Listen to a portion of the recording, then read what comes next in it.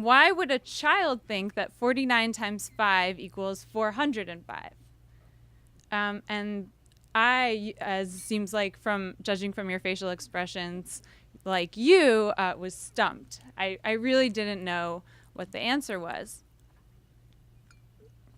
But she explained to me that this is exactly the kind of problem that math teachers have to solve, and not just high school math teachers, but elementary school math teachers, 5th grade math teachers, 3rd grade math teachers.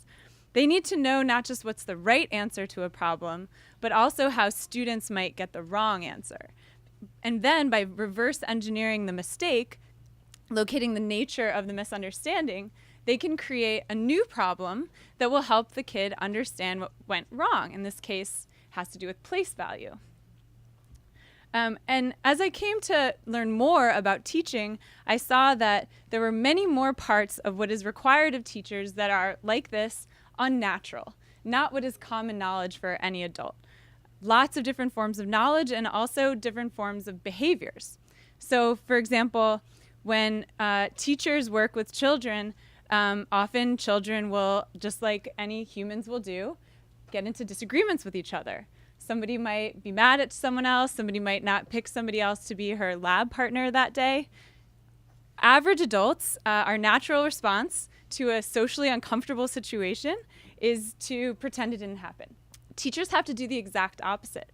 They have to treat mistakes as something that needs to be opened up, whether it's 49 times 5 equals 405, or I didn't pick you as my lab partner today because you smell. They have to unpack that moment, even though it's uncomfortable, and make everyone attend to it. So there are all kinds of ways in which teaching was unnatural. One more, the common adult response to a room full of children who are talking out of turn is to tell them to shh, right? Be quiet.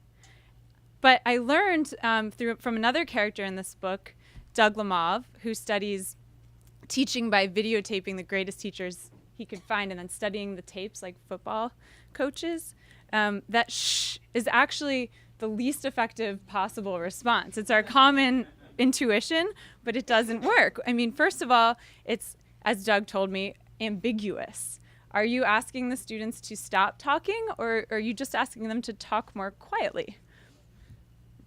It's also not really focusing them on what they need to do. It's focusing on the misbehavior rather than on the expected better behavior. And what good teachers do is they learn against their intuition to narrate exactly what is expected rather than drawing attention to the problem.